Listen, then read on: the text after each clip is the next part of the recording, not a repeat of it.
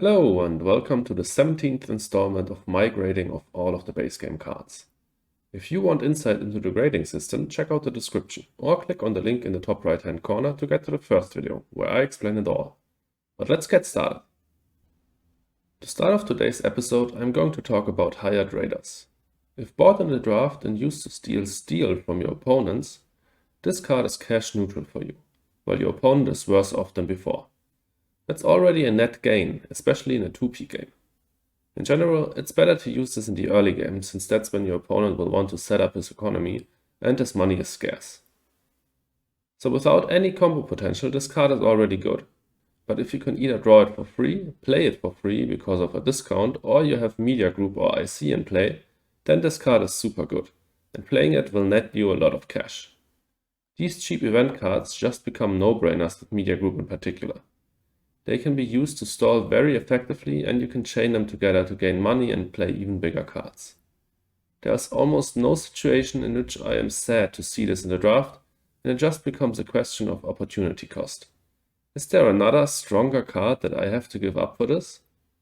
But at the same time, it is not really that impactful, so for me, it's only a B tier card. I'd pick all of the cards in A tier over this in almost all cases. Ice Asteroid is a situationally great card. It's very good in a terraforming strategy and can be used to claim 4 plants for an immediate conversion. This is of course amplified with Arctic Algae. You will just get an instant greenery out of Ice Asteroid in that case. But other use cases do exist, of course. It's one of the best cards for Mining Guild in the early game since it lets you place 2 tiles. It's quite cheap for Credit Core, super crazy for late round resorts if we're talking expansions, and of course it's a space event. There are a million discounts and rebates for this. All in all, I think it's a top B tier card. It's around the same power level as Comet in my opinion. Talking about placing oceans, now we get to Ice Cap Melting. This card is either great or cannot be played anymore.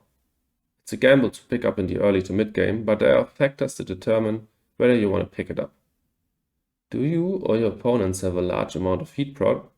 Are you playing Inventrix? Did you already see a few strong ocean placing cards? You can ask yourself these questions and increase the chance that you win that gamble. And if it pays off, you only pay 8 MC for an ocean, and since it's so late in the game, you might have even gotten down a few discounts or Media Group. Since it's so cheap, it can also help you unexpectedly end the game when your opponents were sure it would go another gen. This alone can be massive. But of course, this card is risky to pick up in the early to mid game, and sometimes just straight up dead when you see it in the late game. B tier for me. Immigrant City is the cheapest city that can be freely placed on Mars other than Corporate Stronghold. But since that one gives you minus 2 PP, Immigrant is still the best city to cheaply get map control and or steal points off of your opponent's greeneries.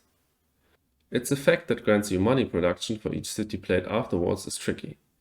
You normally want to play Immigrant City early on to profit off of as many cities as possible.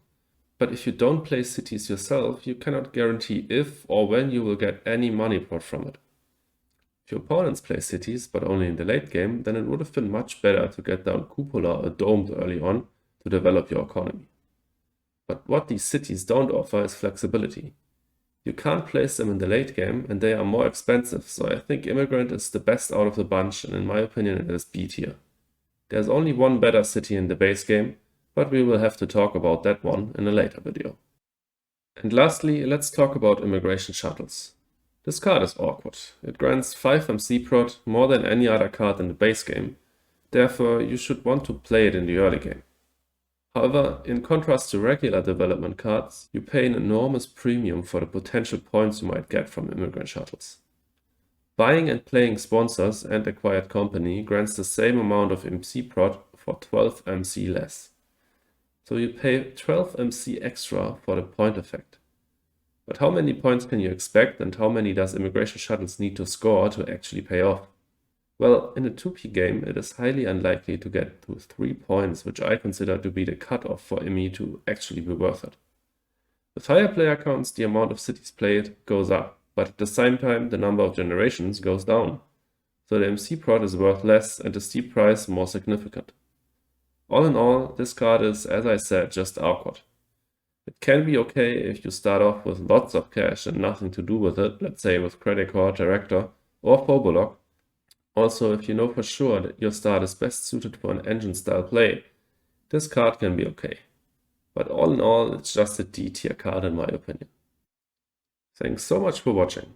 Let me know in the comments whether you agree with my ratings, or if not, how you would have rated them differently. Also, if you enjoyed the video, please leave a like and consider subscribing. And lastly, please check out my Twitch and my Twitter. See you in the next video.